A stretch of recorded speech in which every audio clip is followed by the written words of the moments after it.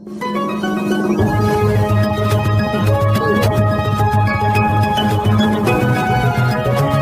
सोलापूर तालुक्यातील कळमणे येथील एका शेतकऱ्याला जादूटोण्याची भीती दाखवून जमीन व्यवहारात फसवणूक केल्याच्या आरोपाखाली भोंदूबाबा अशोक खरातसह 6 जणांना नोटीस काढण्याचे आदेश प्रथम वर्ग न्यायदंडाधिकारी ऐश्वर्या सागर जाधव यांनी शनिवारी दिले आहेत।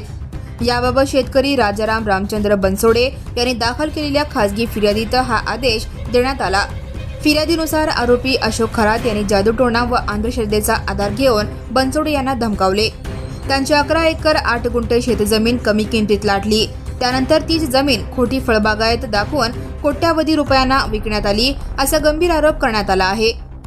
सदर खासगी फिर्यादीत आरोपींचे म्हणणे ऐकून घेतले जाईल, यात कॉम्प्रोमाइज होण्यापूर्वी आरोपींचे म्हणणे ऐकून घेण्याची संधी मिळावी म्हणून कोर्टाने सर्व आरोपींना नोटीस काढली असल्याचे फिर्यादीचे वकील ॲडव्होकेट योगेश पवार यांनी सांगितले।